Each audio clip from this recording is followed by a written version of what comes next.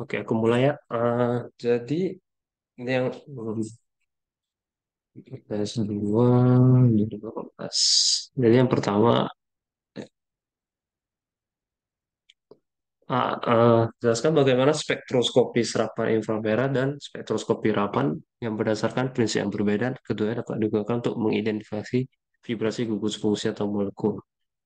Eh, Kalau dari inframerah itu kan sama-sama, kalau IR itu kan pakai vibrasi molekul ya, karena dia sumber sumber sinarnya juga dari inframerah dan inframerah itu panjang gelombangnya panjang, jadi energinya itu rendah ya.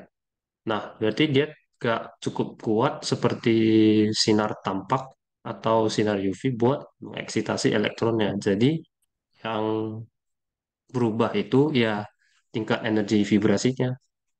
Nah, kalau yang Raman juga sama-sama main vibrasi, tapi dia sumber cahayanya itu agak beda. Kenapa? Karena dia pakainya yang IR dekat, near IR, near IR.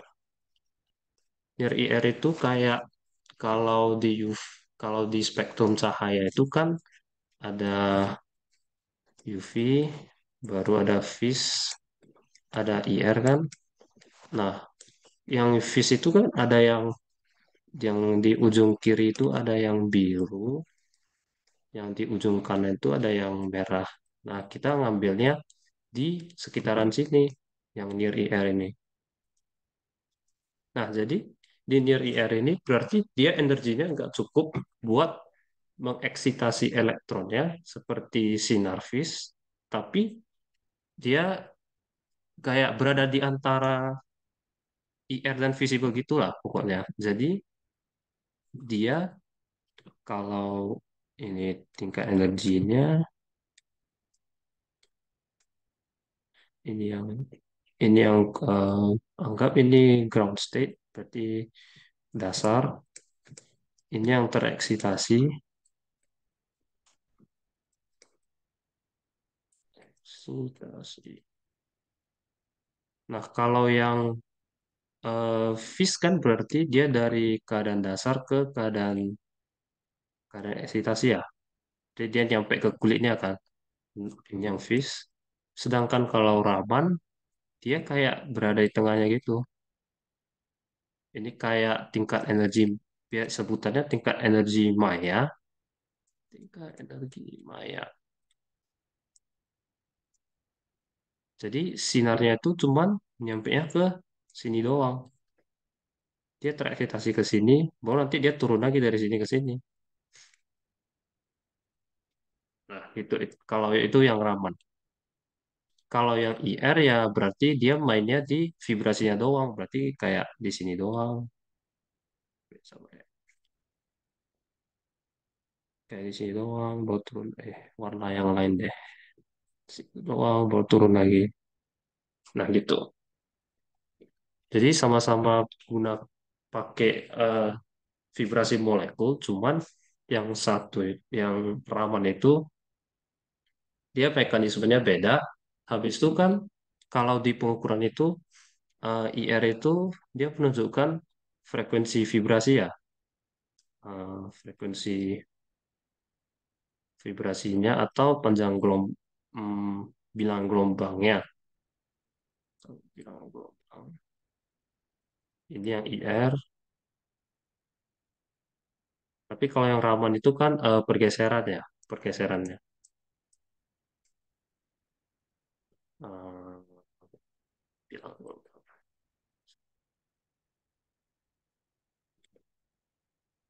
Nah, gitu. Oke, aku lanjut lagi. Jelaskan apakah suatu vibrasi dapat memberikan puncak pada spektrum inframerah dan spektrum Raman. Hmm. Ya, sebenarnya kan sama juga ya, inframerah sama Raman. Gimana aku jelasin ya?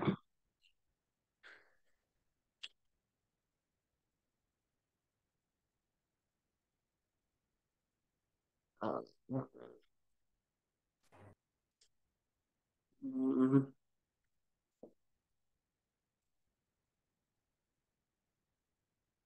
Nah, gini, kalau inframerah itu kan berarti kan dia kita ukurnya transmittance dan persentase sama panjang gelombang. Berarti kalau bilang gelombang, Mak.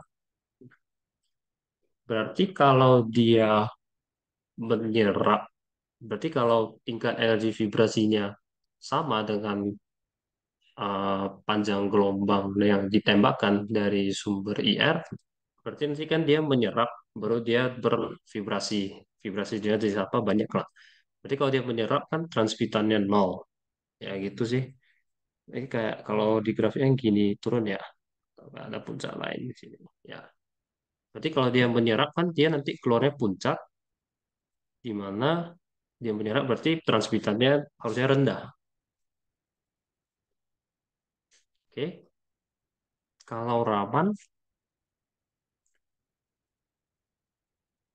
kalau Raman itu kayak mana ya?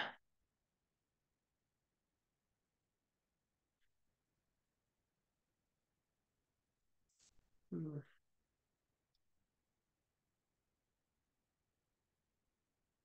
hmm,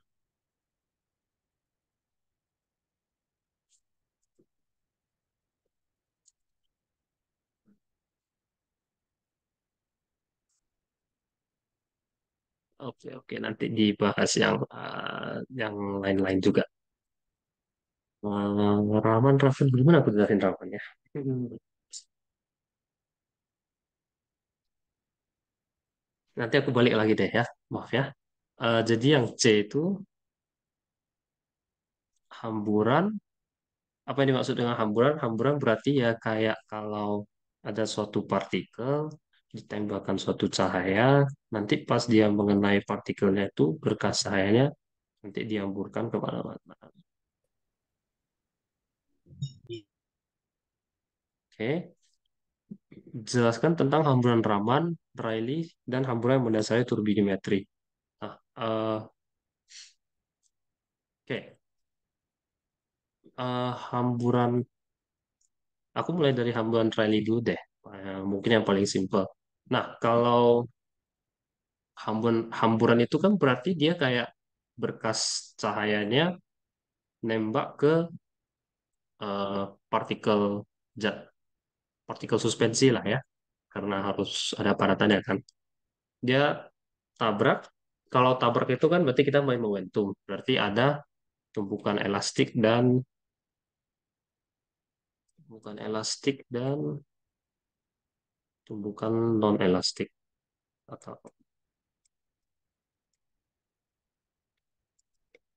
nah kalau yang elastik itu ya sebutannya itu hamburan Rayleigh, berarti kayak pas dia hmm, kena ke kena ke partikelnya ini cahaya dihamburkan lah secara merata. Nah, kalau non elastik itu ya berarti dia ada cahaya yang kayak dia tersebar di satu titik aja. Mungkin aku ada gambarnya kalau mau lebih jelas, sabar ya. Kode.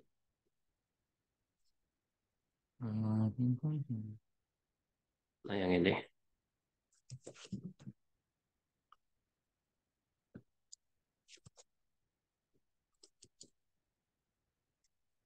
Halo.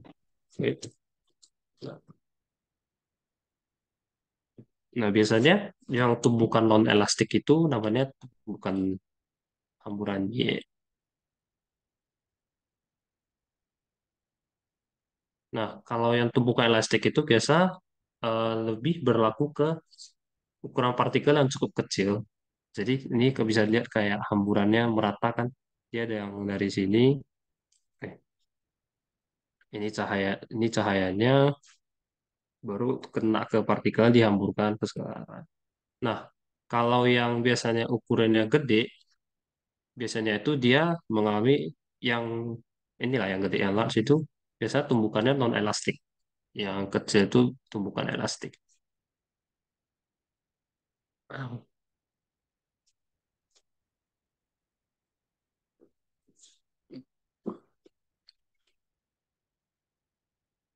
Oke, baru yang terakhir itu hmm, hamburan Raman.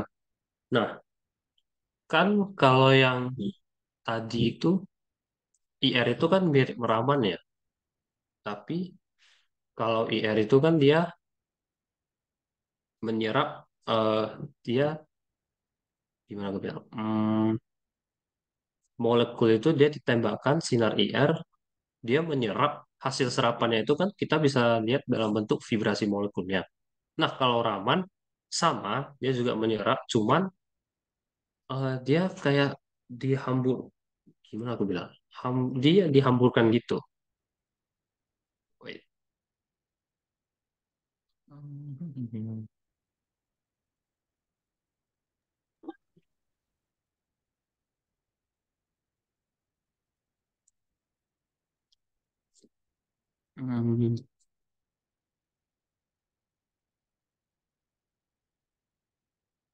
dihamburkannya itu maksudnya gimana? Kayak dia eh, dia dari tingkat energi dasar, dia dari tingkat energi dasar dia turunnya nggak pas, dia kayak ke tempat lain gitu.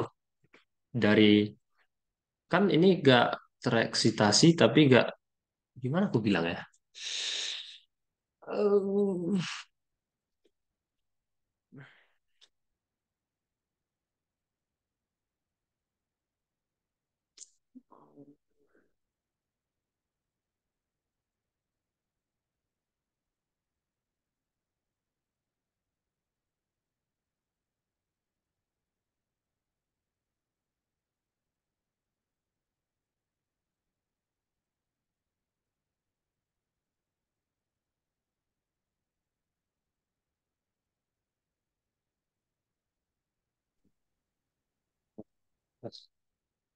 Pokoknya nanti dia kayak eh, oh dia ada vibrasi, tapi dia selain vibrasi dia ada gimana aku bilang kayak sisa cahaya gitu ya. Mungkin itu lebih masuk akal sih. Kayak sisa cahaya gitu. Jadi ya sisa cahaya itu nanti eh gimana aku bilang? Ah,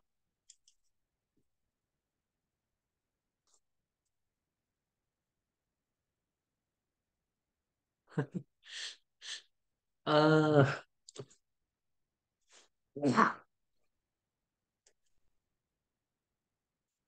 hmm,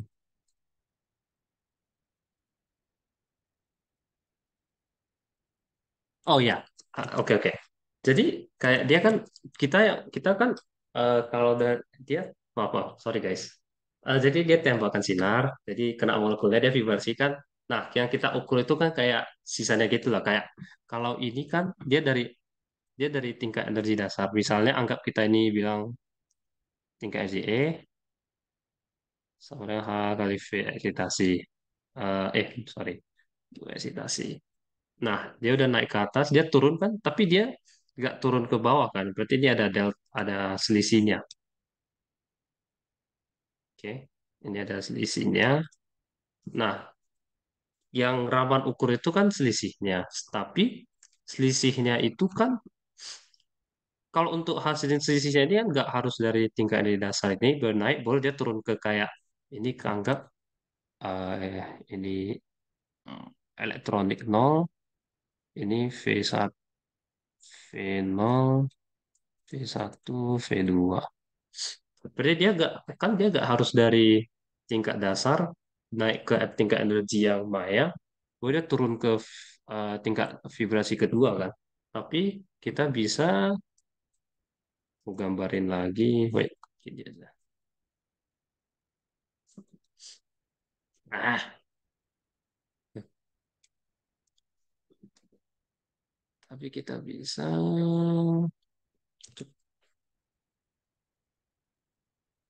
di bawah, eh, di bawah ini aja. Oke, ini dihapus.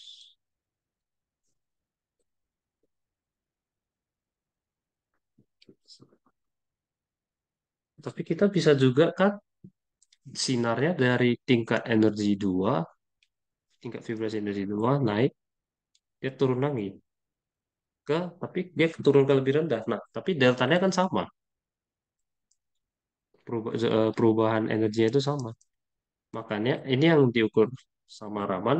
Makanya kita bisa menghasilkan hamburan Stokes sama hamburan anti-Stokes.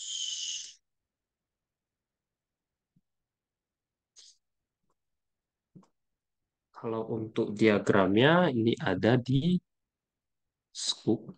Saya potong, saya ambil dulu ini. Nah, harusnya kalau ada gini lebih mudah dimengerti. Jadi yang Stokes itu dia karena dia ke kan energi itu setara setara dengan seperbilangan gelombang. Maaf, setara dengan bilangan gelombang. Nah, berarti hamburan Stokes itu karena dia turunnya ke energi yang lebih rendah, jadi bilangan gelombangnya lebih kecil. Sedangkan yang anti Stokes itu karena dia anti Stokes itu dia turunnya ke energi yang lebih tinggi, jadi ya kayak gini lah. Sorry, yang Stokes itu turunnya ke yang lebih tinggi, yang anti Stokes itu ke yang lebih rendah. Jadi keluarlah grafik seperti ini. Nah, kalau untuk intensitasnya itu biasanya Stokes yang lebih kuat intensitasnya, kayak ini, yang anti Stokes itu lebih kecil. Oke? Oke, oke. Jadi aku lanjut yang D, prinsip spektroskopi Raman resonansi dan surface enhance. Aduh, parah ini soalnya. Resonance.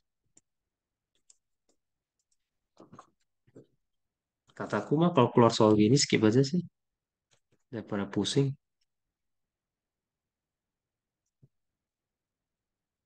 Oke, aku ngambil penjelasannya dari aja deh. Kalau resonance itu biasanya dia nih, dia lebih unggul dari yang spektroskopi Raman biasa karena dia intensitasnya dia bisa meningkatkan intensitas dari apa? Hmm, intensitas dari apa namanya? Dari puncaknya itu. Karena stok itu biasanya eh, puncak Raman itu kan kecil semua. Jadi dia kalau kamu pakai resonance puncaknya puncaknya itu bisa lebih tajam, lebih kelihatan lah ya. Caranya gimana? Ya berarti dia berarti pas dia eksitasi pakai sinarnya itu dia diusahakan tidak fluoresensi. Jadi kalau fluoresensi itu berarti energinya hilang dalam bentuk lain kayak ini. Jadi energinya hilang dalam bentuk lain berarti nanti intensitasnya itu nggak nggak besar, nggak gede, gitu aja. Ah, resonance, resonance, resonance.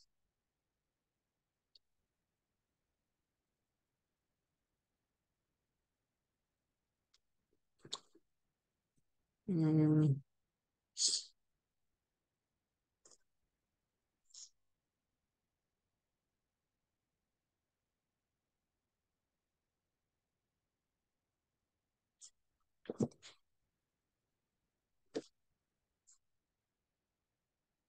Kalau yang surface enhanced itu aku kurang ngerti.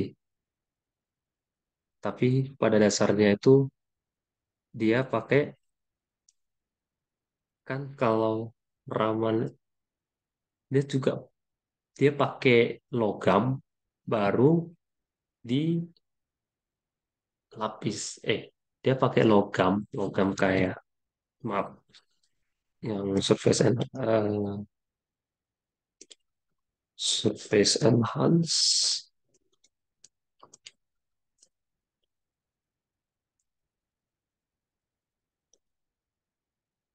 Dia pakai logamnya itu ada emas, ah, ada bisa Ag, Au, Cu. Baru dia ya taruh dia jadi kayak gimana ya?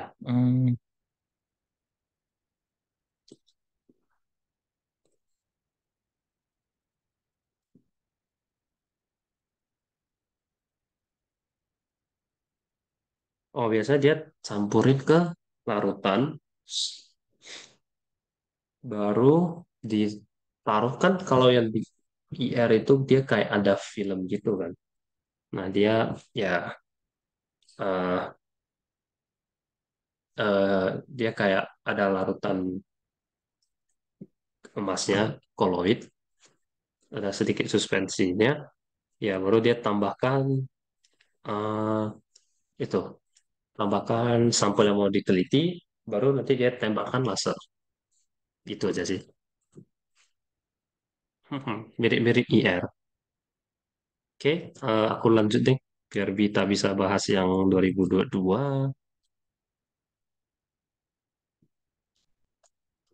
Oke. Dari model vibrasi molekul CH2 berikut yang aktif inframerah. Kalau vibrasi itu, kalau aktif IR itu berarti dia harus ada perbedaan momen dipol.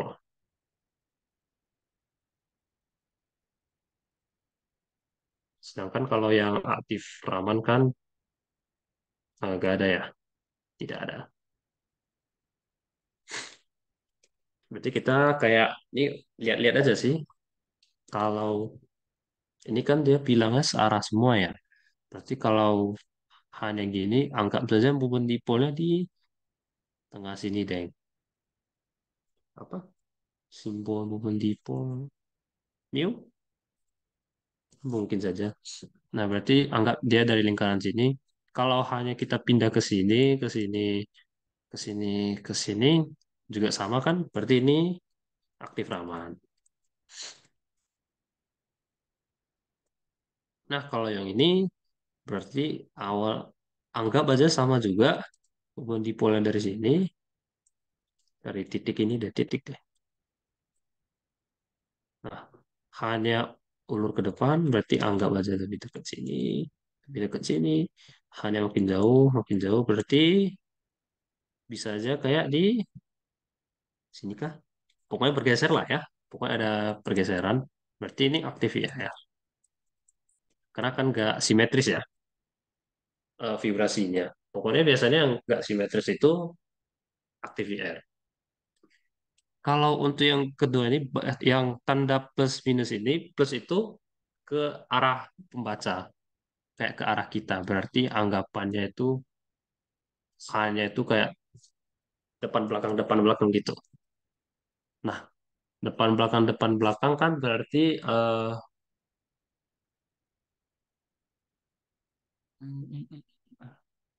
berarti ya sama aja sih ya, karena simetris ya. Berarti ini nggak ada perubahan momen dipol juga. Aktif Raman.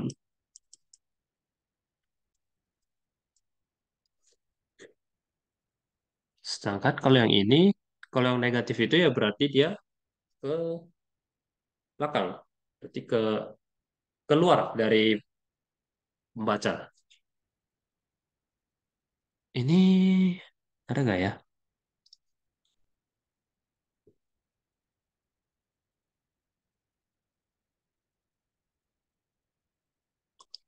Hmm, hmm, hmm, hmm, hmm.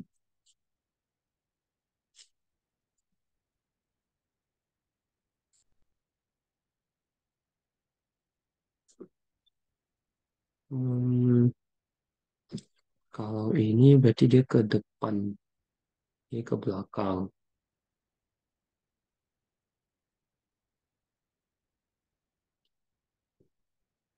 Salah dong.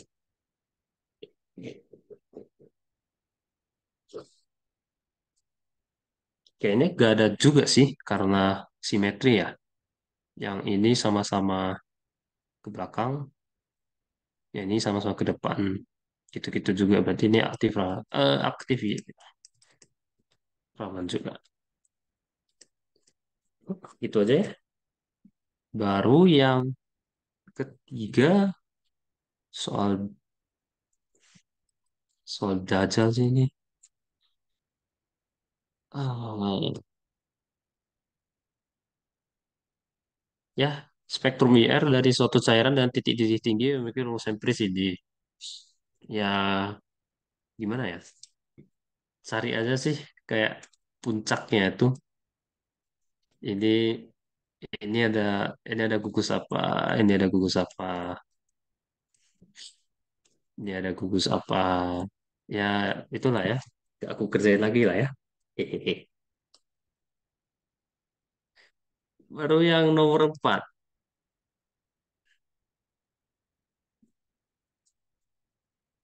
Nah, oke, ini lebih benar.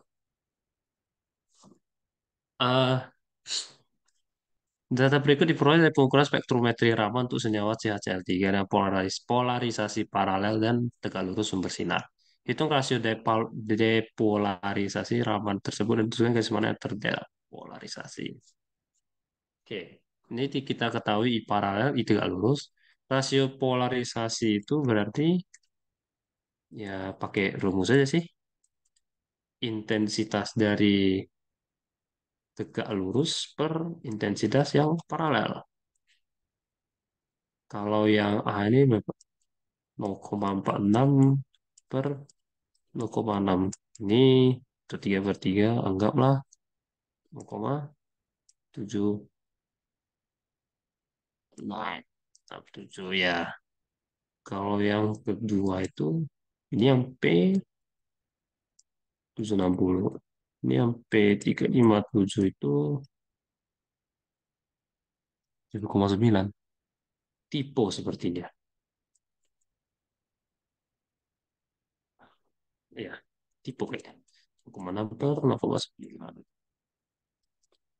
Berarti ini 0,2 per 3, 667. 667. Nah, kalau aturan umumnya itu kan biasa kalau P rasio depolarisasinya itu lebih kecil dari 0,75, ya ini ya terpolarisasi.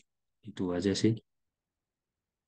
Kalau sama, sama kayak sekitaran gitulah. P sekitar 0,75. Ini ya tidak terpolarisasi, depolarisasi.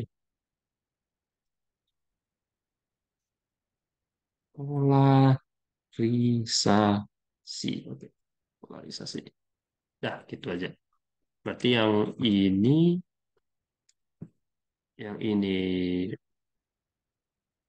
tidak, yang ini terpolarisasi.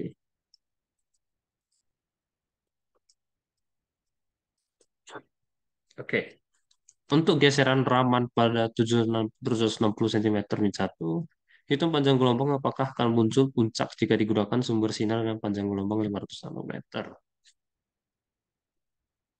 Kan kalau yang di Raman itu kan berarti kalau kita pakai satu panjang gelombang itu kan dia bisa hasilin puncak stok sama puncak anti stok kan. Ya, itu kita hitung aja sih. Pergeserannya 760 cm min 1. Kita ubah aja ke lambda. Berarti berapa nih? Bilangan gelombang itu kan seper lambda. 760 cm min 1. Jadi lambda itu ya seper 760 cm min 1. Kita maunya, berarti ini sentimeternya bisa jadi di atas ya, langsung sentimeter. Kita maunya ke nano. Berarti ini butuh kalkulator.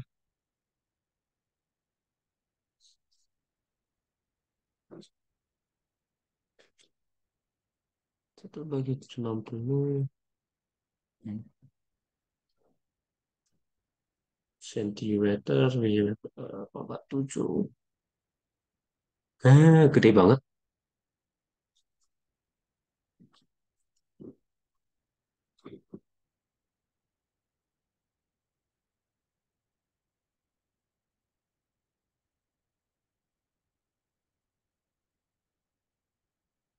Kayak aku salah hitung deh. Mak. Kita ubah nanonya ya, kalau nggak salah. Bukan.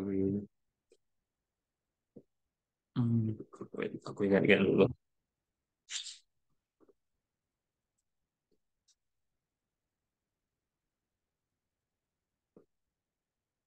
Hmm.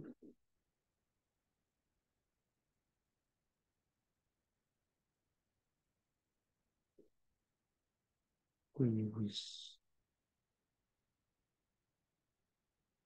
Oh iya, maaf guys.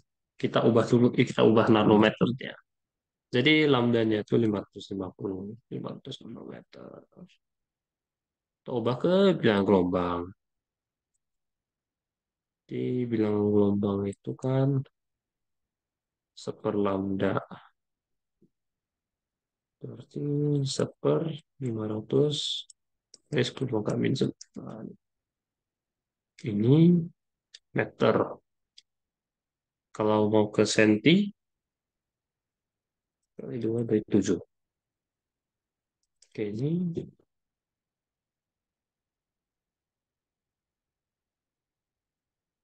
20.000.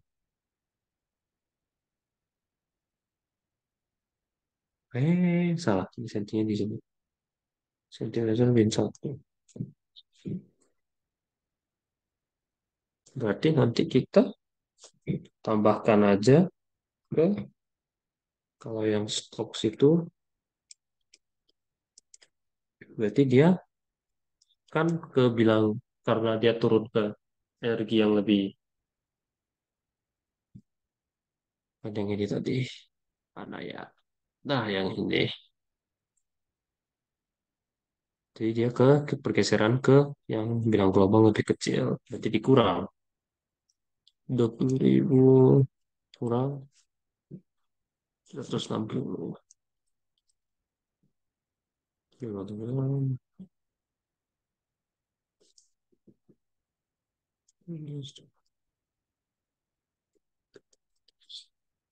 Kalau yang anti stok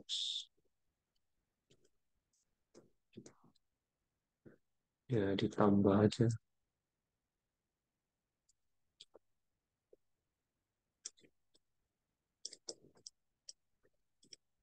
Nanti ini diubah lagi ke lambda kayak cara tadi.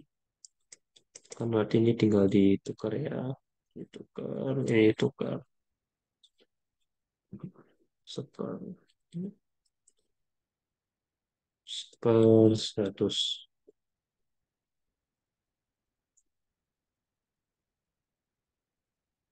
sentimeter.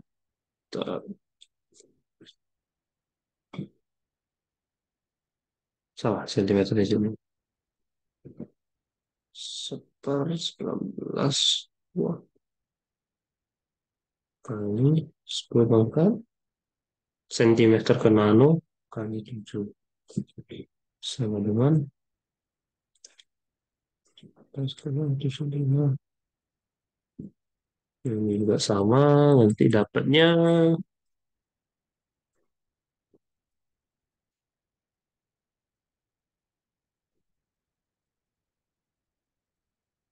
45.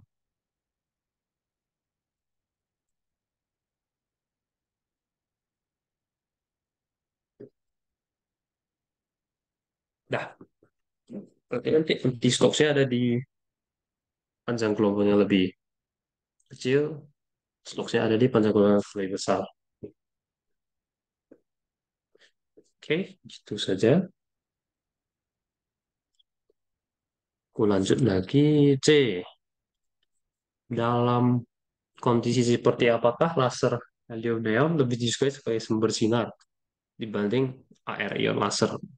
Kalau helium neon itu panjang gelombangnya di sumber sinarnya itu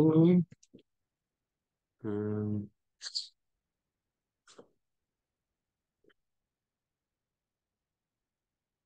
sorry ya guys agak pilek ini suaraku 632,8 nanometer sedangkan AR ion hmm, 488 nanometer. Nah, kapan kita pakai yang ini? Kapan kita pakai yang ini? Dia kalau keuntungan dari eh, lambda kecil itu kan dia berarti pasti nggak bakal berfluoresensi ya, tidak akan fluoresensi.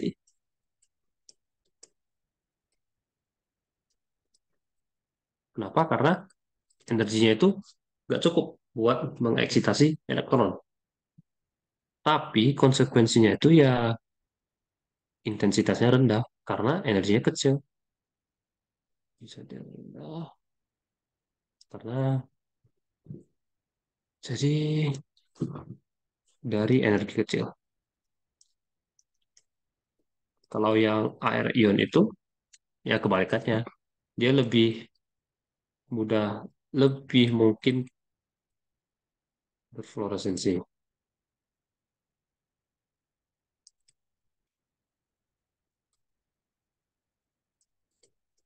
karena intensitasnya tinggi.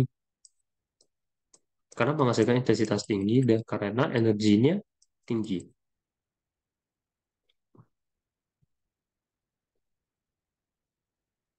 Selain itu, kalau energinya tinggi juga kan dia bisa mendek mendekomposisi ya sampel. Itu sih. Kalau misalnya sampelnya gak mudah terfluoresensi ya, is okay. Itu aja. Next, lanjut lagi. Mengapa sumber sinar dengan panjang gelombang daerah UV dihindari pada pengukuran spektrometer Raman? Ya, itu sih. Supaya gak fluoresensi. Tidak fluoresensi.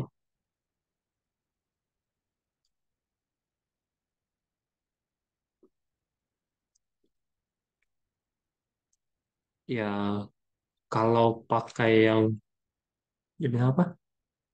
Panjang gelombang UV. Kan berarti yaitu pergeseran ya. Jadi bisa jadi hmm, kalau intensitas tinggi berarti dia bisa perpindahannya jauh. Perpindahan energinya bisa jauh. Jadi kemungkinan dia bisa gak kebaca sih. Kayak di luar skala aja. Di luar skala pengukuran.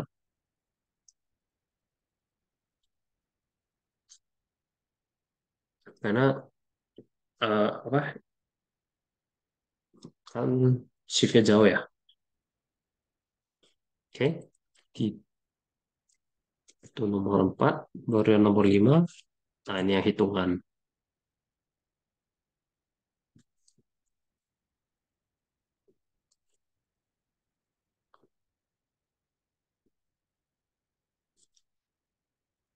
Turbidimetri, kandungan ion sulfat dalam air hujan, bla bla bla bla bla bla bla bla bla.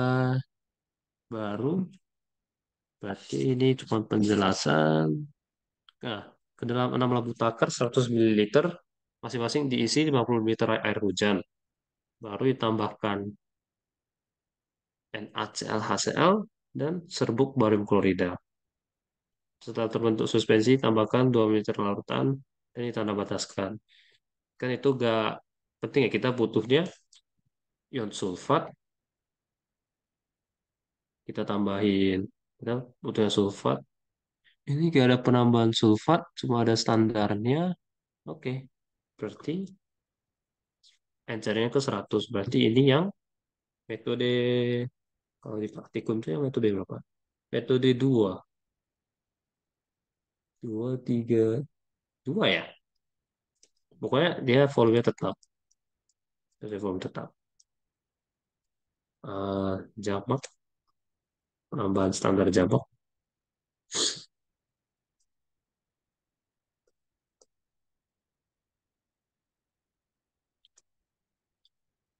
dengan volume tetap.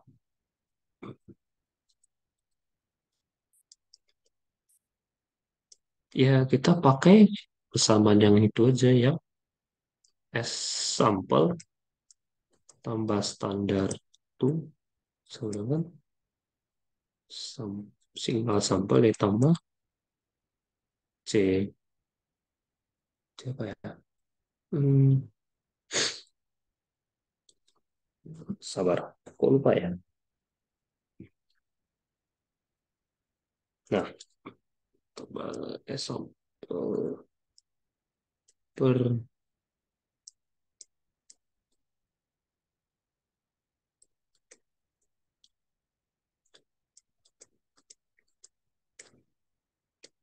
C standar, V standar.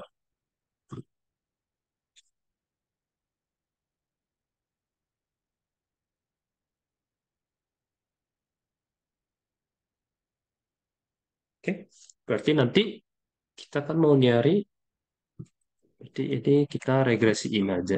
Kita langsung bikin oh, kita ubah dulu. Berarti plottingan kita kan nanti eh plottingan kita itu absorbansi atau signal kali C standar, V standar. Nah, kalau ini kan kalau volume tetap berarti ya kan harusnya ini ada per VT ya, per V total. V total, ini per V total. Ini semuanya per ini V total juga. Tapi karena volumenya sama ya kita gak usah pakai V totalnya. Jadi langsung aja kita bikin tabelnya.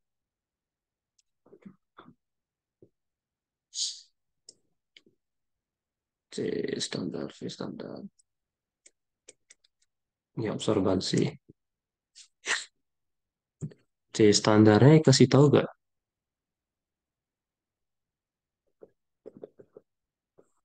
Soalnya minta kadar ion sulfat. Kalium standar sulfat 100 ppm. Oh ada. Berarti ya tinggal langsung aja. 100 kali 0,5. 100 kali 0,5, 50. 50, 100, 200.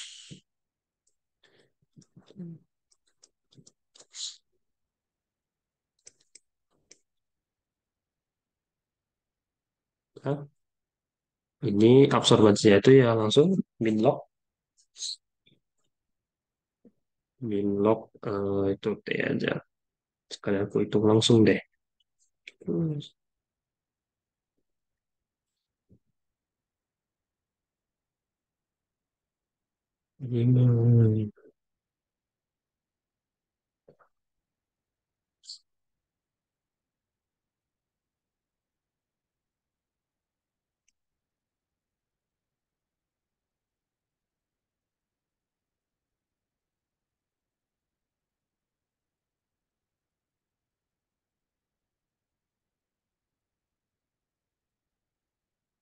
Oke,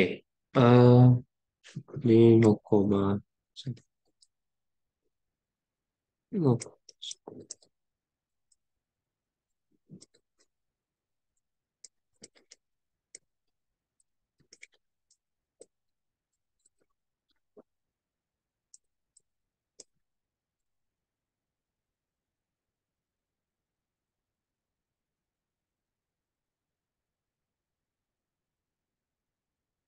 Oke, kita dapat nih semua, ya regresiin aja. Nanti dapatnya itu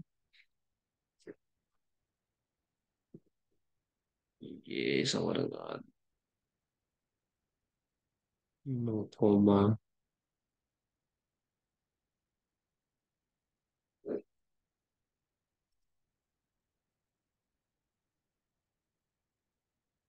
harus 4x. Oke, baru kita mau kita mau nyari kita mau nyari C sampel. Ya berarti langsung aja. Berarti C sampelnya itu kita bisa dapat dari ini kan intercept. Coba oke kan. Ini intercept, ini semua itu gradien. Berarti tinggal intercept dibagi gradien sama dengan C sampel bagi V sampel. Oke. Eh, C-nya itu berarti interceptnya itu 0,05827 per 9,9394. C sampelnya itu kita mau nyari, V sampelnya itu berarti yang ditambahin. Ini 50 ml air hujan. Ini kali 50. Nah, satuannya itu kan tadi yang ini mililiter, kita kali ke C-nya itu ppm ya. Berarti nanti hasil C sampelnya itu ppm. Nggak usah diganti lagi satuannya. Yang ini dapatnya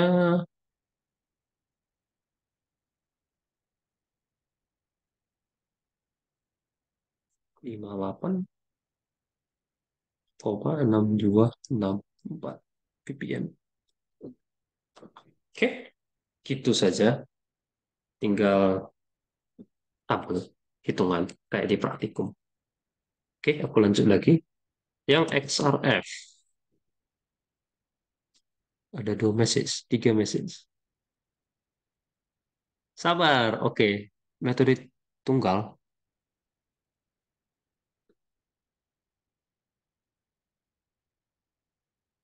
enggak dong. Ini kan dia tambahin standarnya, konsentrasinya sama ke labu 100. Ya, berarti kan nanti dia cari juga terakhir. Dan ditanda bataskan, berarti sama semua dong. Ya enggak? Jadi 100 mili semua, yang beda itu kan standar jumlah, jumlah volume standar, volume standarnya. Wait, mana? Nih, ini 100 mililiter dan ditanda bataskan. Ini kan semuanya ini kan kayak nggak tahu lah ya, apa-apanya kan yang nggak penting. Yang kita pentingkan itu kan sekarang volume standarnya sama konsentrasi standar yang ditambahkan.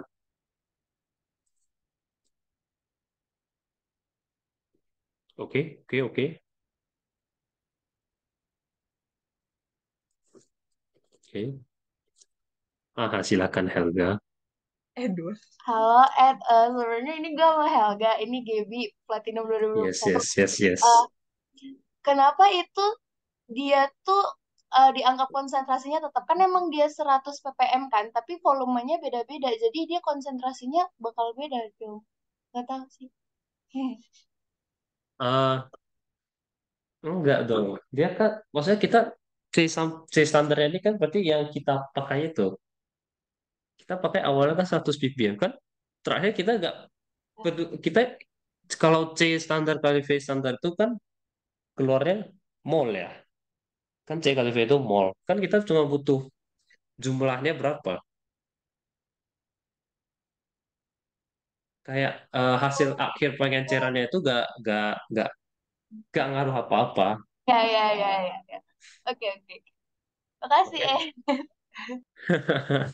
Oke, aku lanjut ya. Ada yang mau tanya, kalau jamak tuh bukannya dimasukin satu labu ya? Itu jamak yang satu labu tambahin berturut-turut.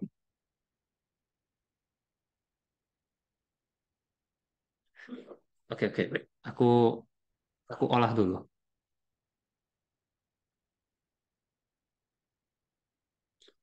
Biasanya kalau soal yang yang penambahan standar jamak itu, ya labunya banyak aja gitu aja. Biasanya ada dikasih tabel. Labunya banyak dikasih tabel, baru plus informasi yang nggak penting lainnya udah itu aja. Kalau jamak tuh bukan dimasukin ke satu labu takar yang sangkema ditambahin berturut-turut. Ah.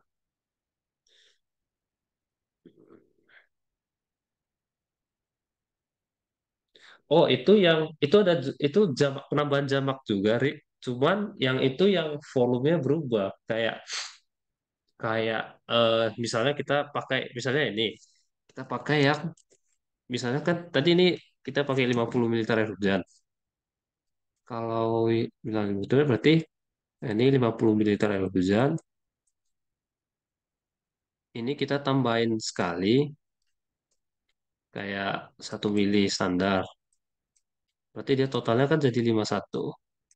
Lalu kan kita ukur absorbansinya.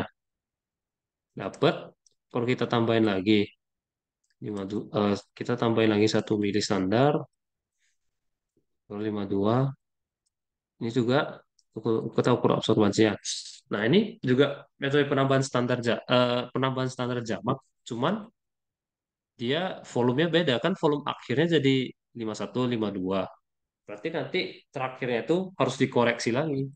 Cara koreksinya itu ya ini C standar kali V standarnya itu baru dibagi volume totalnya lagi. Ini dibagi volume total lagi. Jadi nanti ini sampelnya itu dibagi volume total, C standar ini dikali volume total, jadi bagi volume total, volume total. Ini juga dibagi volume total.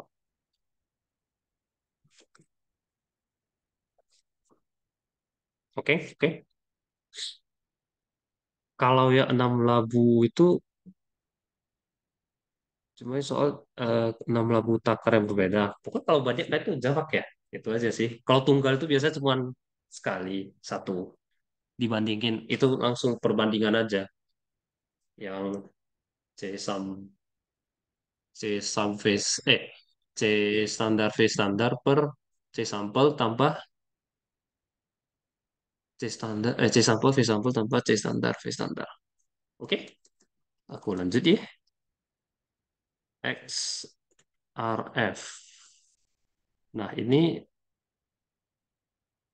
panjangan XRF ya X-ray fluorescence.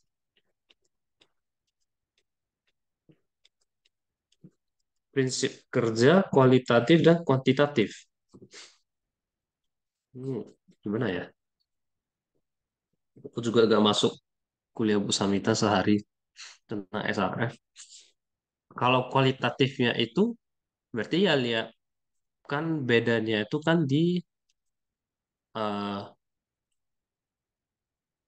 apa namanya puncak K-nya itu ya puncak K alfa atau K betanya itu kalau kualitatif kayaknya mari kita lihat scope lagi.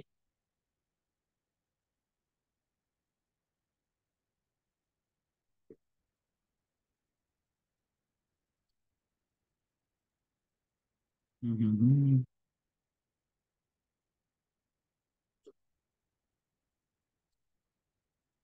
Mana ya ada gambarnya tuh ya. Nah kayaknya.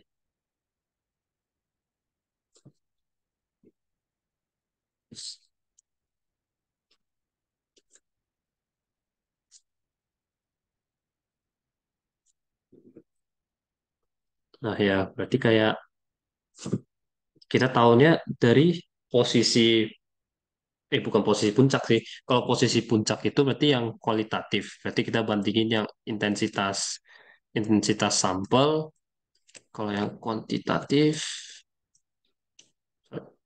Kuantitatif itu ya kita bandingin C-nya itu sama dengan intensitas sampel per standar yang udah ditentuin. Kalau kualitatif ya lihat kualitatif. Ya kita lihat posisi puncaknya itu ada di energi mana sih posisi puncak. Baru kita bandingin. Karena kan kalau eh, biasanya kalau nomor atom yang lebih besar berarti jumlah proton di intinya itu makin banyak. Berarti butuh energi yang lebih istilah energi yang lebih tinggi lah buat melepaskan elektronnya yang berada di kulit dalam. Karena elektronnya itu ditarik lebih kuat tertarik ke pusat kalau yang nomor atomnya banyak. Ya jadi biasanya yang energinya tinggi itu ya nomor atomnya yang besar. Gitu aja. Oke. Oke. Matriks, apakah matriks berpengaruh pada metode XRF? Jelaskan. Iya, tapi aku gak bisa kasih alasannya. Sama aku lihat dulu.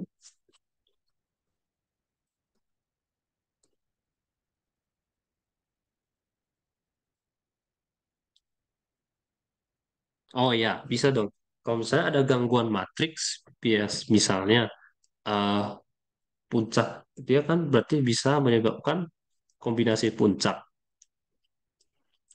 Berarti ya, jelaskan dapat mengalami kombinasi puncak, kayak misalnya, bukan kombinasi puncak, maaf. Puncaknya nggak kelihatan. Puncak tidak terlihat, tidak terdeteksi.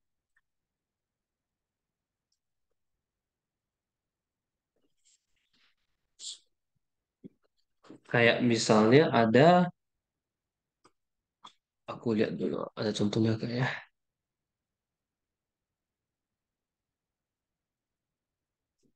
ini ada. Maaf ya, dari scoop lagi bahasa Inggris semua. Saya tahu kalian membencinya. Nah, kayak di sini, di satu puncak ini, kan ada tiga jenis ya. Karena nilainya nilainya itu mirip-mirip. Jadi, dia kayak puncak CR-nya itu ketutupan sama puncak MN. Wait, bukan sih. Yang ini. Berarti yang ini itu yang CR, yang ini itu yang ini ya. Ya gitulah. Pokoknya dia bisa ketutup kalau kayak tingkat energinya hampir sama gitu loh. Jadi yang kedeteksi cuma satu. Oke, mungkin gitu aja. Maaf ya kalau aku emang lagi nguli XRF karena aku emang nggak bisa. Jadi ya gitu aja. Oh ya, ada satu pertanyaan tadi lagi yang belum jawab ya. Yang atas aja. Oh, eh apa? Vibrasi puncak. Vibrasi memberikan puncak spektrum inframerah dan spektrum. Oh ini ya vibrasinya goblok sih. Sorry. Berarti ini ya tinggal yang aktif IR itu. Berarti yang menghasilkan puncak IR itu ya aktif IR. Aktif IR yang puncak Raman itu ya aktif Raman.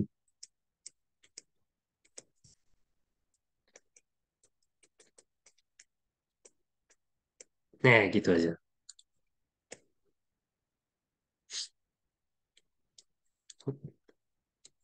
Oke, ada yang mau ditanyain guys? Boleh langsung open mic saja. Karena kalau aku nggak kelihatan zoom chat sih harus ganti tab masalahnya.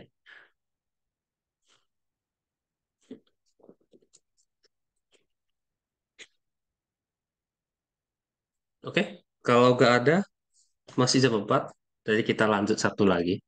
Sorry ya kalau kecepatan, aku gak bisa kayak tutor-tutor lain yang panjang lebar banget.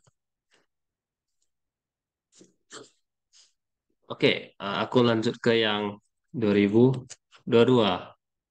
Ini udah dibahas sih sama Bu Samita, tapi boleh diulang. Aku lanjutin di bawah sini aja.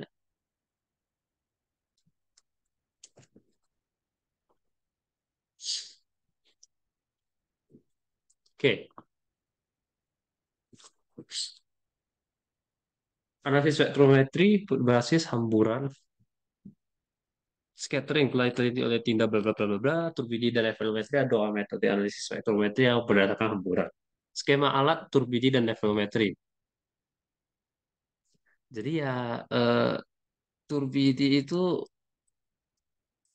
sama kayak Nevelo, cuman bedanya di posisi detektor aja. Misalnya ini sumber sinar, sinar ditembakkan ke sampel. Sorry ini agak kacau ya. Sampel yang bedanya itu ya paling di detektornya itu detektornya ini kan di belakang. Detektor baru ini ada transducer ya atau bla bla bla dan lain. Pokoknya keluarnya signal lah. Signalnya itu ya persen T. Detektornya itu apa sih? Sejajar, sejajar dengan arah sinar. Detektor sejajar arah sinar. Kalau yang Nevelo, Nevelometri ya sama, sama kayak ini, cuman sinar sampel. Cuman detektornya itu di atas. Nggak harus 90 derajat, cuman biasanya 90 derajat. Baru ya ini transducer, keluarnya signal. Detektor tidak sejajar, signal. Paralel.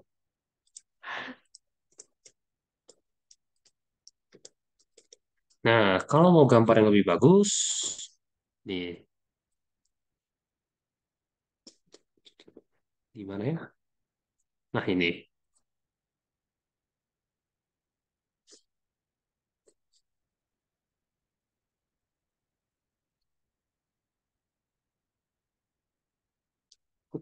Nah,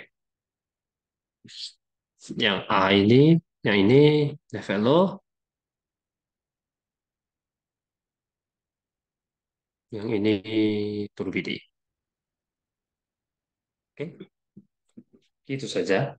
Kemudian yang B, dua dasar sampel dialisis melakukan nevelometri bukan turbidimetri. Kalau nevelometri itu kita kan berarti mengukur, sorry ini A, ini B. Nevelo itu kita mengukur jumlah berkas, intensitas, sorry, intensitas cahaya yang dihamburkan.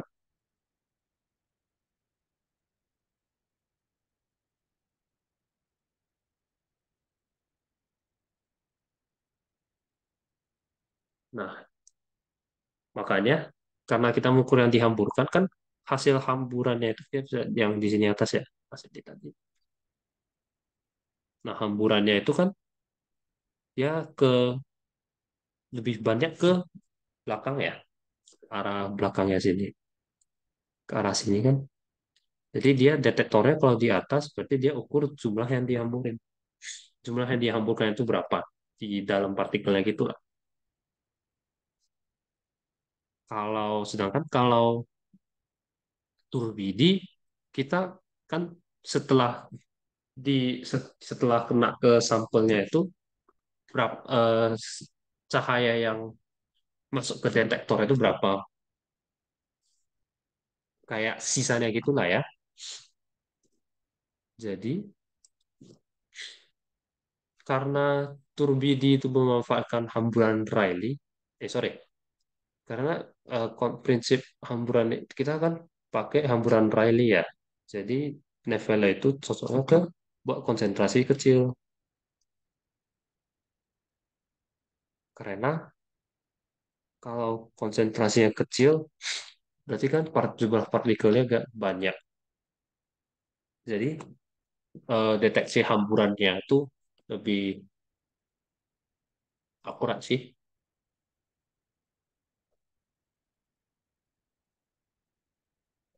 Oke, next satu message. Kapan anjir ibunya bahas? Hah? Bahas apa? Ini emang gak ada ya?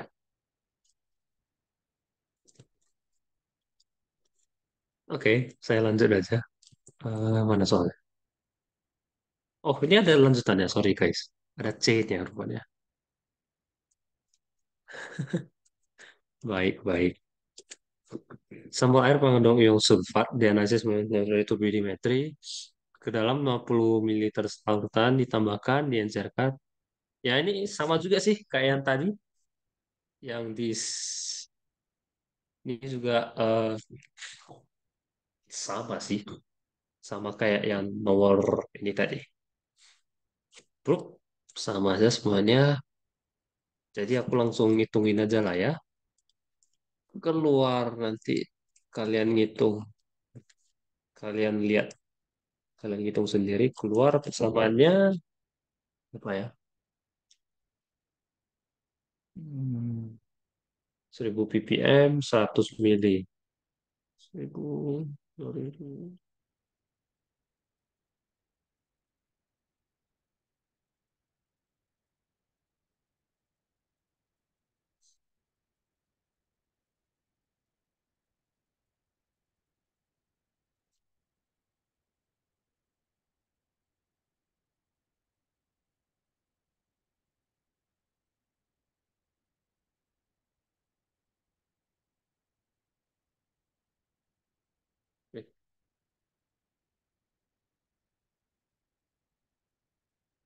Oke, nanti dapat regresinya itu 0,01833 tambah 8,7223 kali 10 kali 5 X. Ya, tinggal masukin aja kayak tadi, intercept dibagi gradiennya itu. C sampel kali V sampel.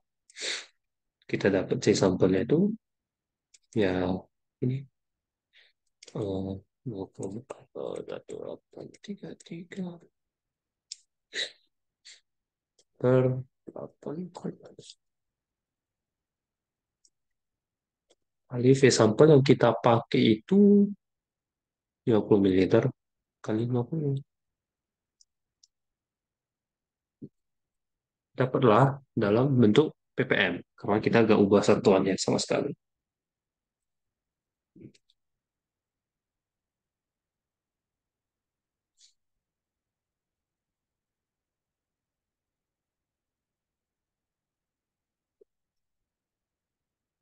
4,203 ppm. Kalau ada yang salah bilang aja ya.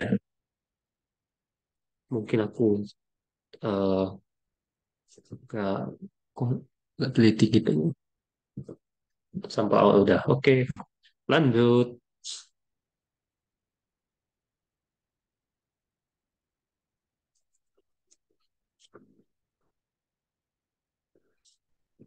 Aduh, XRF lagi.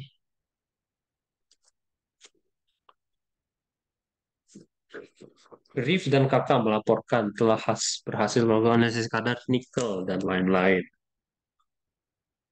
Oke, oke, oke. Oke, ini nggak penting semua. Kadar nikel dalam. Oke, berarti ini sabar, sorry. Hmm, Dia mau analisis kadar nikel, tapi dia tambahin thulium. Berarti ini pakai rumus standar dalam. Jadi, berarti itu kita pakai ya yang rumus standar dalam yang signal S analit dibagi S standar dalam, S standar.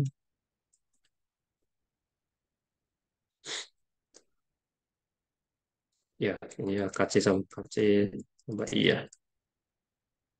Jadi nanti kurvanya itu ya perbandingan signal analit sama standar per X-nya itu ya langsung konsentrasi. Ini udah diketahui kan semuanya.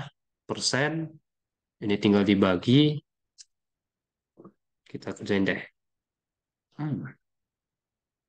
Dalam persen, itu kecilan.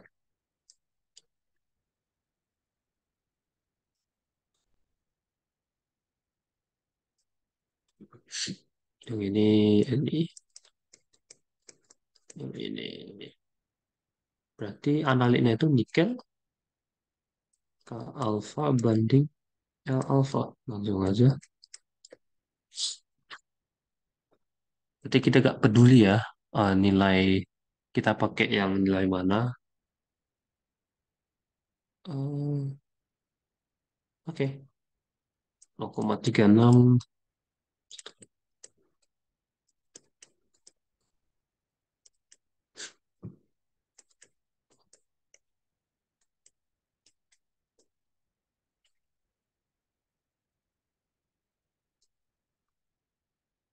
Yang ini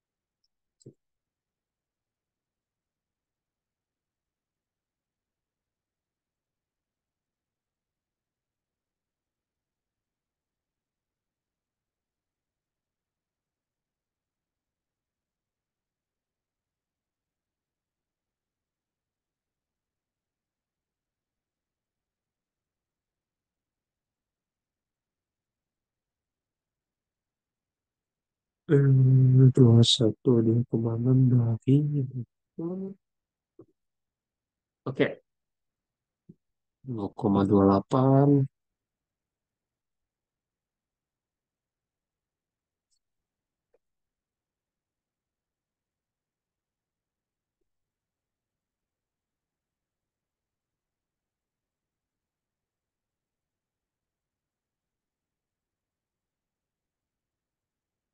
Oke, kita dapat nih semua, tinggal regresiin. Dapatnya Y sama dengan 0,09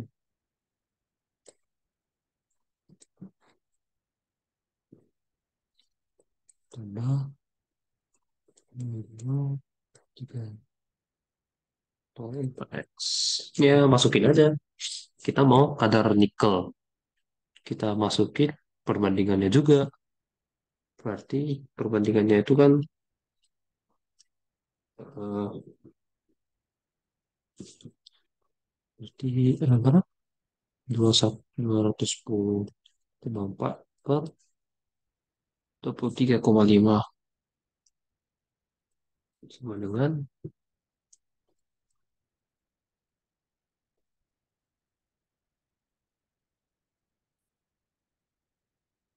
X-nya itu langsung dalam persen.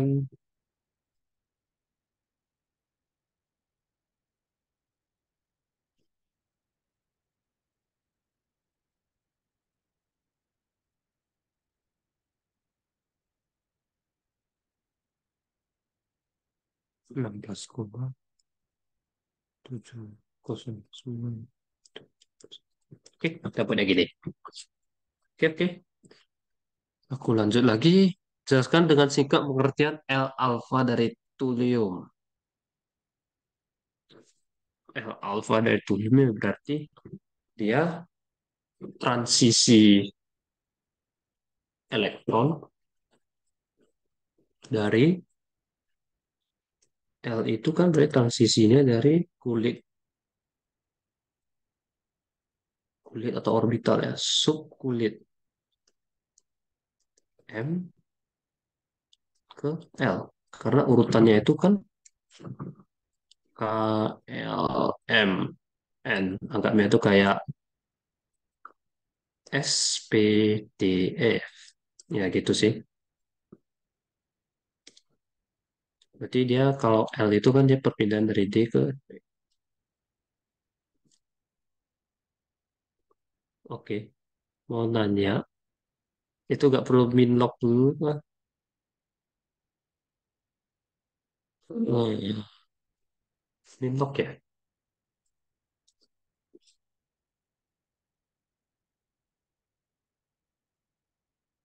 Sebentar, sebentar.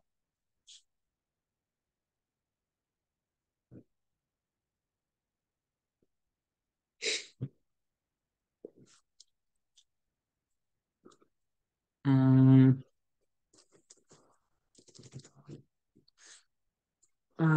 sabar ya.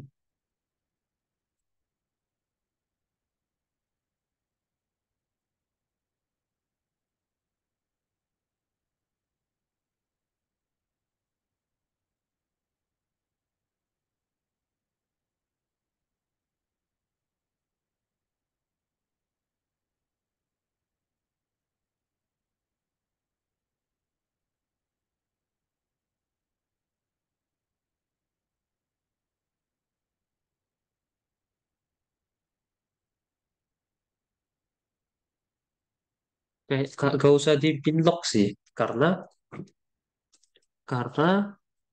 kita ini kan signal. Signal itu berarti dia boleh dalam bentuk absorbansi atau intensitas langsung aja. Kecuali kalau persen transmitan itu baru harus diubah ke salah satunya antara absorbansi atau intensitasnya. Gitu sih. Oke, thank you, thank you. Jadi L alpha itu ya dari kulit M ke L. Gitu aja sih.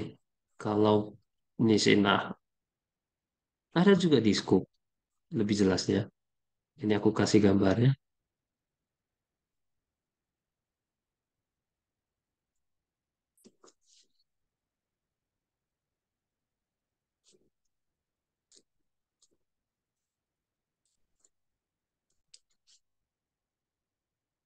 Nah, N itu, nah kalau K itu kan emang kulit paling dasar, kulit S. Berarti nilai L-nya dia cuma ada satu orbital kosong, ya gitu. Kalau yang L alpha itu kan, nah dari kulit M, nah yang ini alpha, kulit M ke kulit L.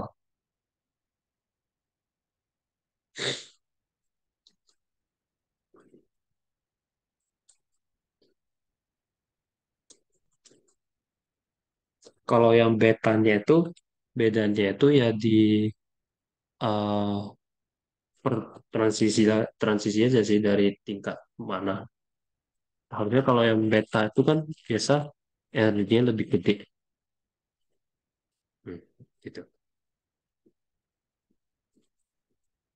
Oke. Eh, aku lanjut lagi.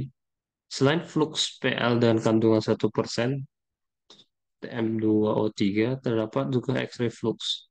Perbedaan pengamatan yang akan flux kandungan 5% TM2O3 jelaskan secara singkat. Kalau paling, kalau yang C itu, kalau pakainya fluxnya gede, kan berarti tadi gini ya, ini ya. Kita yang ini kan 5 ini 1%. Baru kita pakai yang 5%. Nah, berarti standar kalau berdasarkan kalau ini dari perhitungan kan berarti S sampel S standar berarti kalau 5% kan berarti signalnya makin kuat ya. Kalau signalnya makin kuat berarti nilai perbandingannya itu harusnya lebih kecil ya. Karena kan penyebutnya ya nilai penyebutnya naik. Nah, perbandingannya makin kecil kayak gimana ya? Kayak perubahan makin kecil jadi perubahan signalnya itu gak gitu gede. Perubahan sinyal gak terlalu gede. Sinyal tidak terlalu besar. Jadi tidak besar. Jadi eh, kalau istilah kalau apa itu kurang sensitif ya. Karena dia tidak bisa karena eh ya sih kurang sensitif aja sih. Karena kalau lu karena karena kalau pakai sampel yang kalau misalnya pakai konsentrasi nikel yang lebih yang gimana ya? Gimana jelasinnya?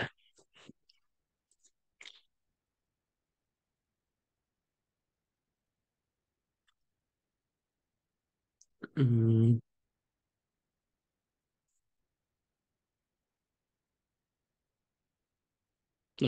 kayak gini deh. Kalau ini kan dia karena dia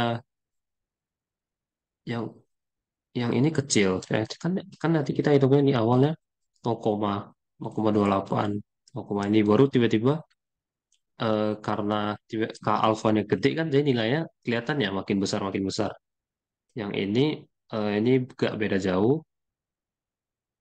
tapi yang ini kelihatan bedanya tiga tiga dua gitu. Nah kalau kita naikin kita pakai yang flux tuliumnya lebih tinggi berarti hasil intensitas puncaknya bisa lebih gede.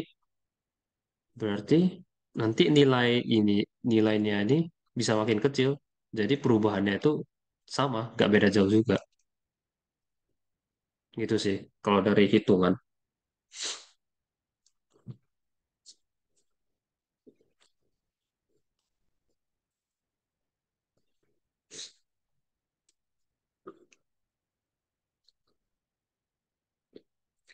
Oke, oke. Eh, oke, mungkin gitu aja dulu sih. Nah, aku lanjut ya. Ah, eh, ketutup. Oke.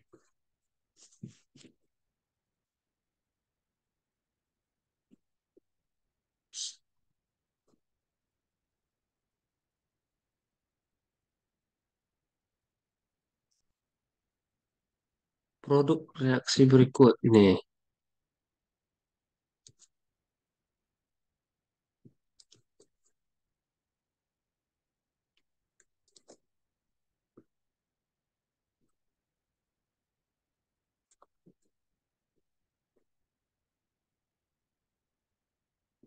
Oke.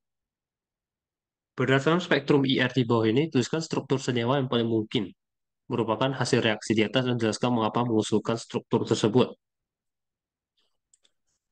Ya, berarti kita lihat gugus puncaknya aja sih, gugus fungsinya dari mana. Cuman yang ini nggak jelas banget.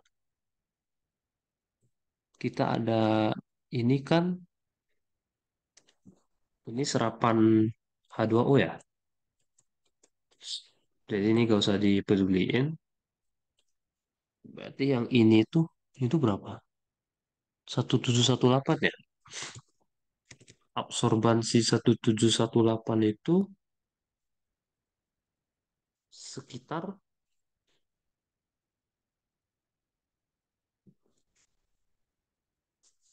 di COOH,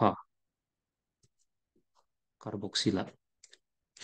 Ini serapan COOH. Yang ini 1305.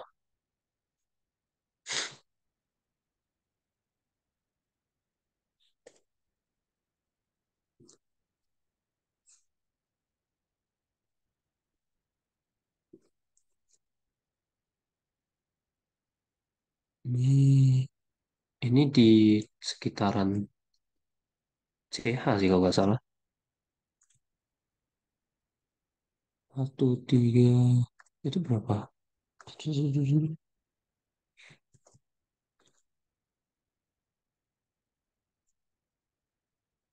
Ini salah. Sorry. 1718 itu, oh ya, COH benar. CO-nya. Ini stretching CO. Baru ada, ya stretching CO benar dong. Sorry, bukan COH. Yang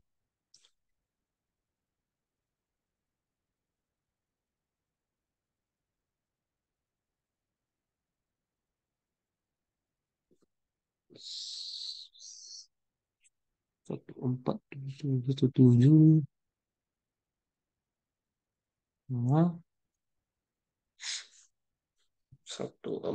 1417. Gak tahu deh. 14 ya. Setempat CH sih. CH, CH. Oke. Ya, berarti strukturnya yang mungkin tuh ya keton deh. Ini. Nah, selesai. Jelaskan bagaimana cara menentukan nilai absorban pita serapan pada gelombang 1365. Berarti ini ya kita ambil puncak dari sini, puncak yang dari paling bawah ke sama, kalau nggak salah di gimana ya, diplesetin ya. Sabar.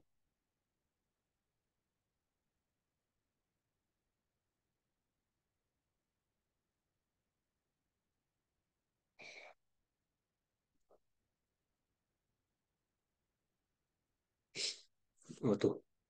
Hmm. Pokoknya dia diambil rata-rata dari dasarnya. Berarti kayak dia mulainya di, kan ini udah ada ya titik-titiknya. Berarti nanti dari yang nilai ini dirata-ratain sama ini dapat titik, dapat dasar tengahnya gitu. Baru udah ukur tinggi puncaknya itu berapa.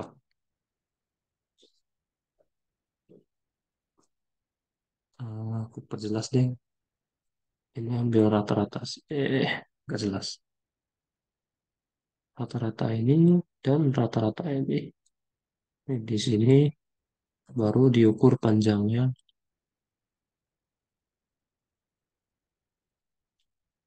Persen. Berarti nanti dikonversi ke absorbansi aja. Oke. Next. Oh,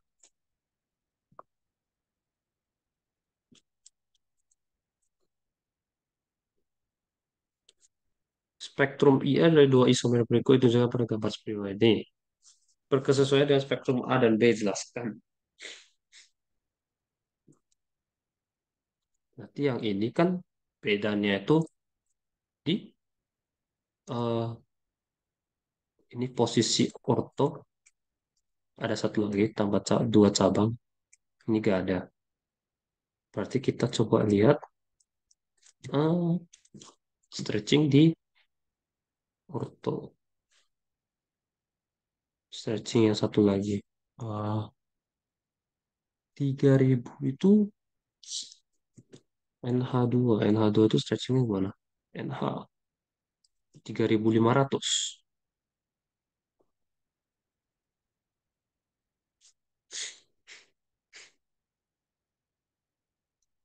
Gimana ya aku bilang ya? Ah,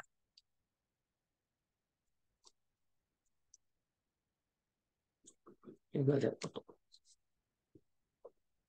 Hmm,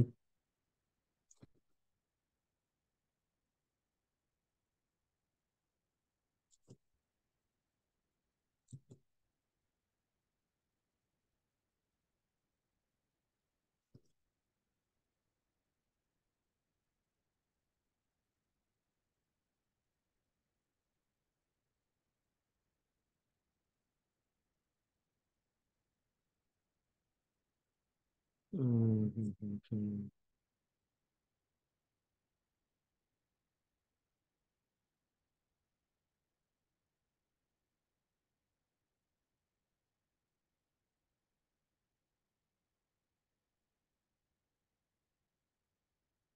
Ya, aku jujur gak tahu sih, karena NH2 itu puncaknya kan di 3.500, 3.000, pokoknya di ujung ujung ini itu NH2, ini juga NH2.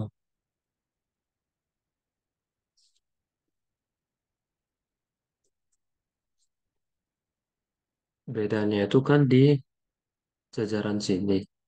Nah, yang sini itu CH semua. Biasanya itu alifatik CH. Oh, hah,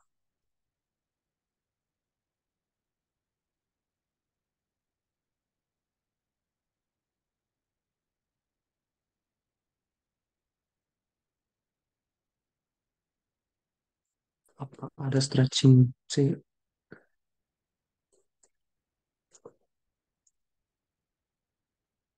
Oh ya, parah, maaf. Hehehe. Oh, monosubstituen di apa ya? Aduh, Bu Samita ini emang ya. Eh, oh ya, oke. Berarti beda beda di apa aja sih? Substituen aja doang. Cuma substituen.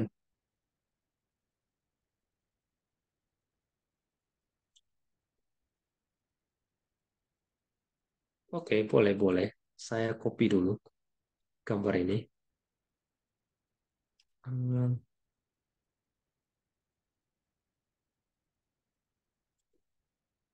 copy. Kita boleh langsung cuplikin aja. PPT Pak Hari. Sorry ya, guys. Ini parah. Maaf. Ini parah. Ini gak ada substituennya. Bedanya di serapan 1.200 sampai sini. Berarti sekitaran sini ya.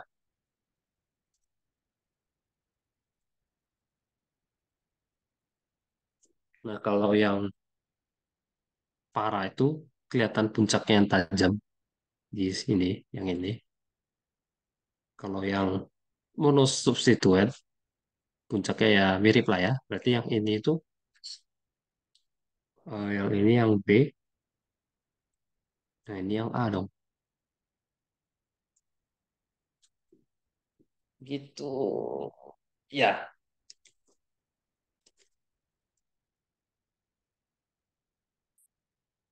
oke. Thank you guys. Ya, gitu deh.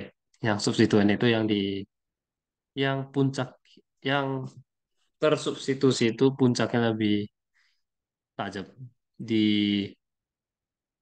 sekitaran 1.000, sekitar sebelum 2.000 lah jebakan. Kalau yang monosubstituen tidak, puncaknya kecil. Oke, kita lanjut lagi. 20 menit lagi ya. Waduh, waduh. Tinggal berapa soal lagi? Oh, udah soal terakhir. Oke.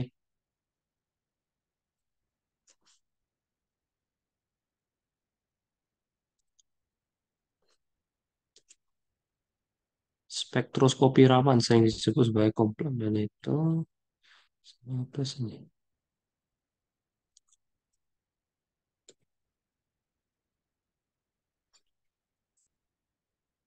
Oke. Norma Raman, survei Raman, enhancement Raman, Raman.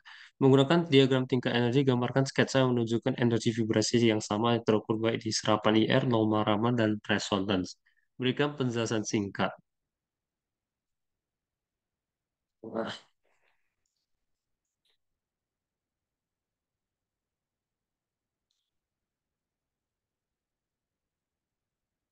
ini ya aku copy paste aja deh yang di atas.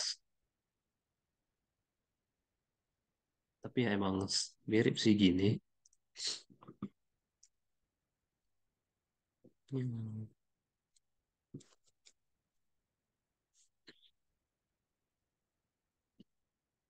Di mana aja ya? Ya.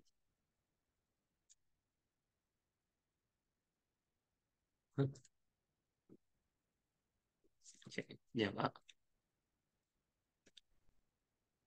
Visible kita hapus. Oke, itu nih. Yang IR ini yang biru ini Raman.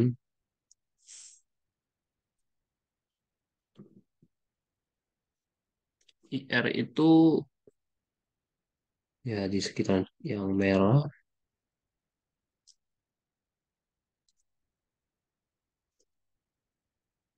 yang gini aja deh.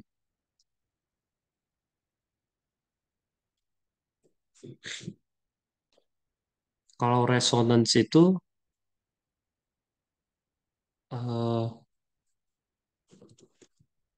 yang resonance itu mirip ya, yang kayak tadi itu. eh,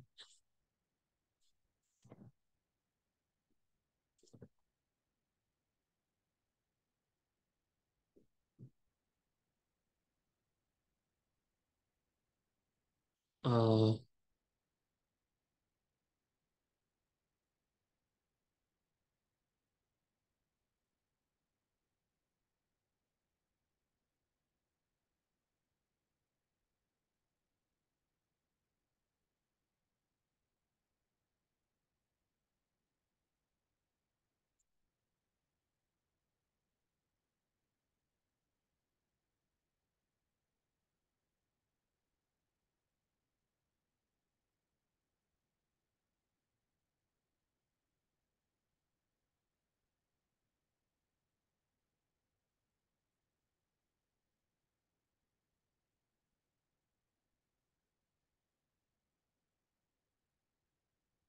oke.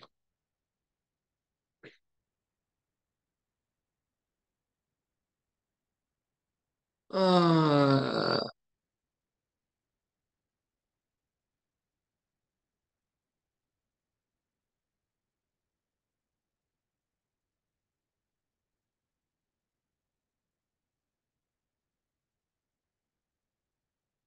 gitu sih, I think. Apa yang mau dijelasin ya? Kalau IR itu ya eh, dia perpindahannya ke tingkat energi vibrasi. Kalau yang Raman itu dia perpindahan ke tingkat energi maya, gak, tapi tingkat energi itu gak nyampe ke kulit yang lain. Jadi dia kayak di tengah-tengahnya gitu. Cuman kayak ya di tengah gitulah. Kalau yang resonance, RR itu sama kayak Raman, cuman dia gimana aku bilang?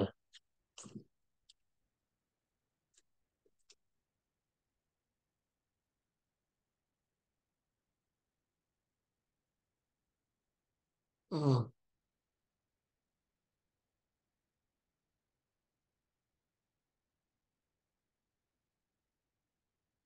hmm,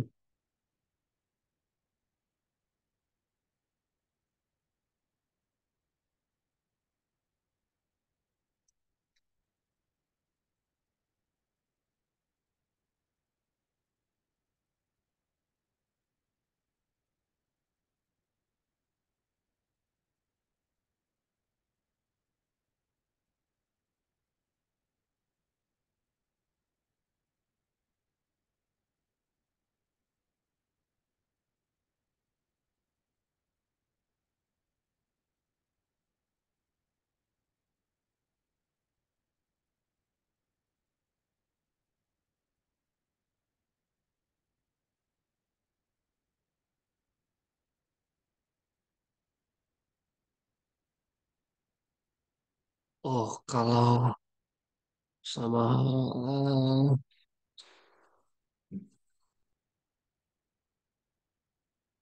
hmm,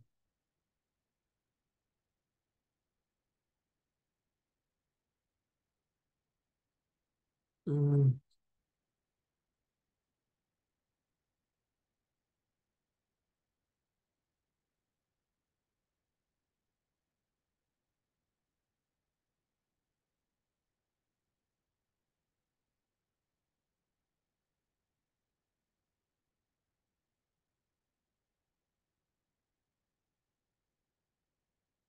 hmm. Ya, kalau resonance gimana ya? Ya, mm,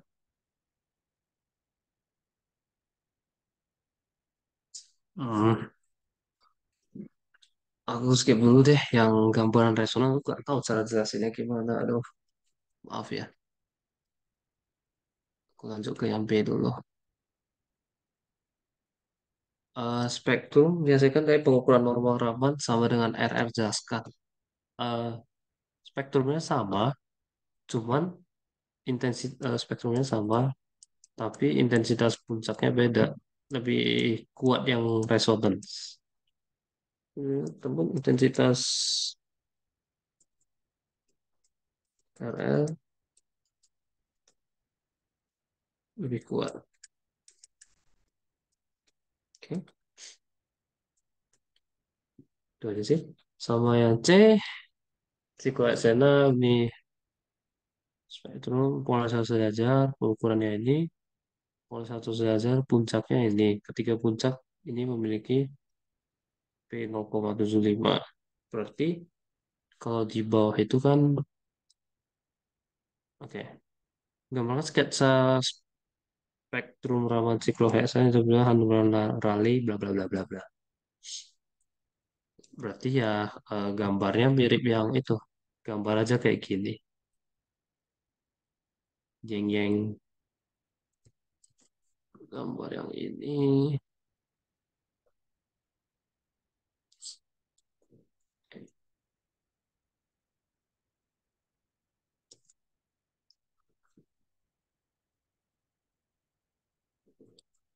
Gambarnya kayak gini. Yang ini. Tapi kita pakainya yang puncak-puncak yang di sini.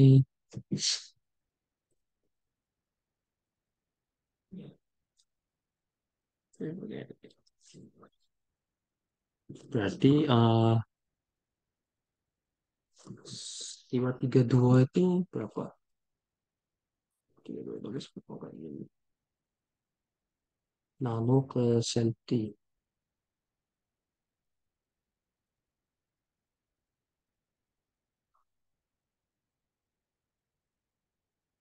7.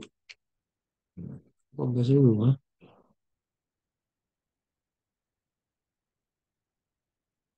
Sabar, sabar, sabar.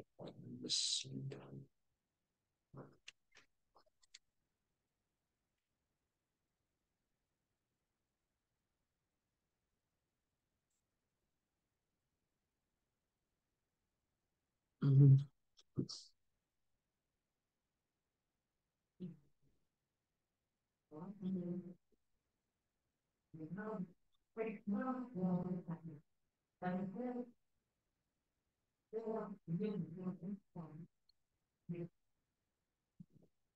Delapan mau satu. Hmm.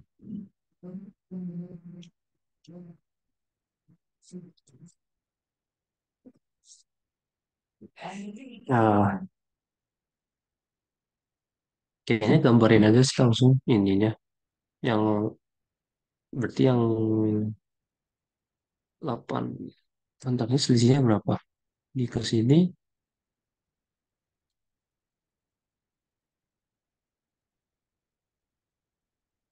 3 5 6. Ya kan? 3 gimana? Ini beda.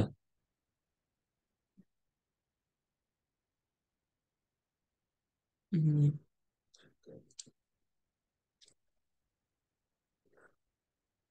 Kayaknya yang ini sih. Sorry. Ini kayaknya buat yang ini. Oh,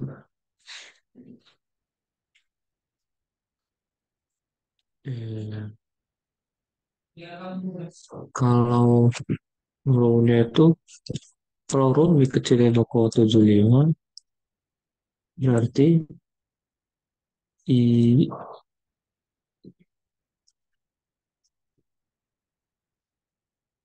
apa? Tegak lurus ya. I paralel berarti I tegak lurusnya itu harus kecil.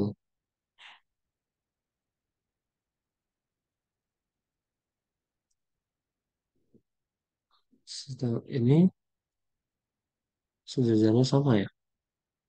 Sejajarnya beda. Berarti ini harus gede. Ini harus gede. Berarti yang ini. hmm,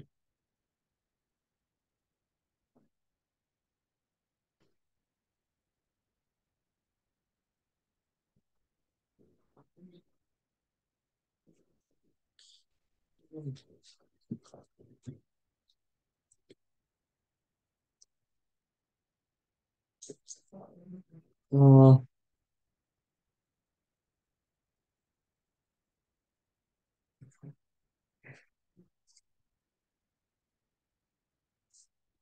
hmm,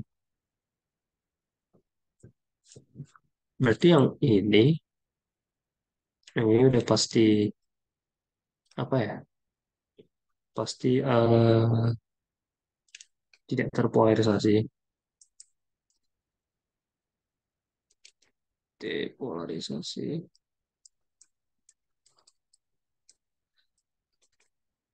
Nah, ini sisanya terpolarisasi.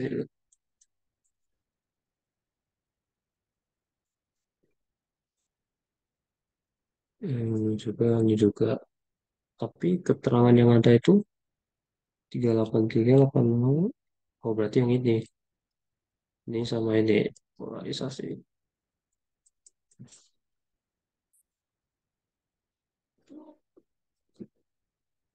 Oke. Yang biasa.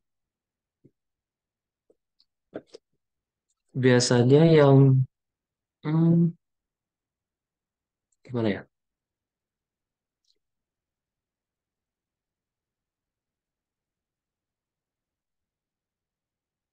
Hmm,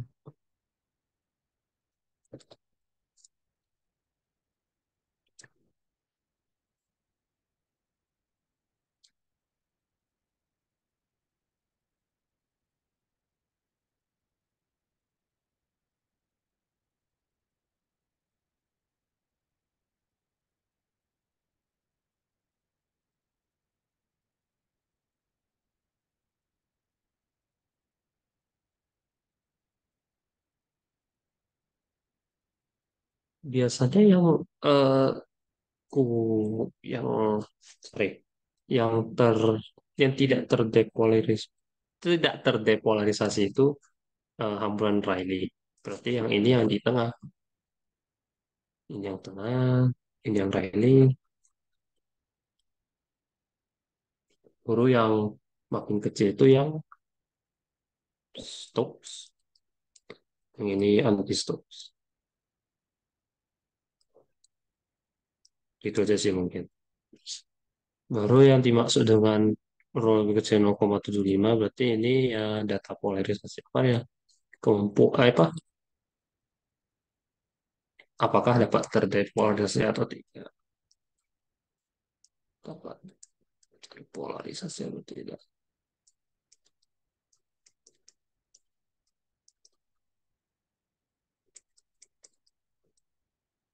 Ya, I think itu aja sih.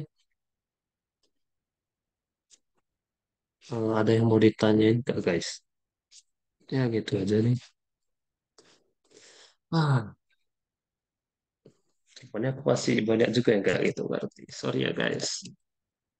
Kalau eh, ada yang mau nanya, boleh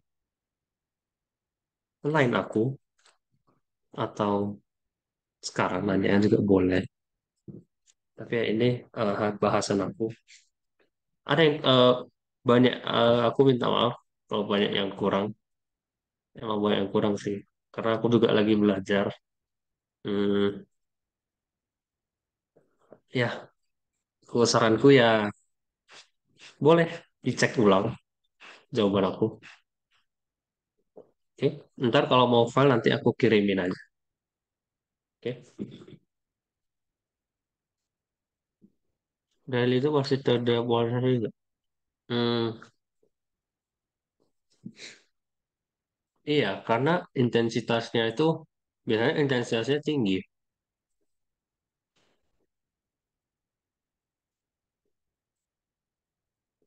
Kayak aku gimana bilang ya?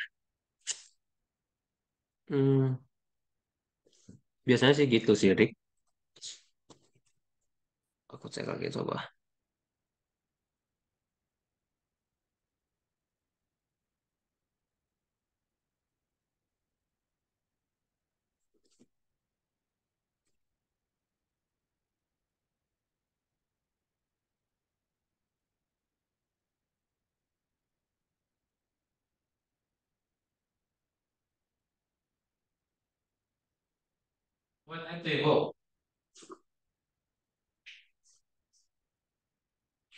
Hmm, ya biasanya gitu sih, Rick.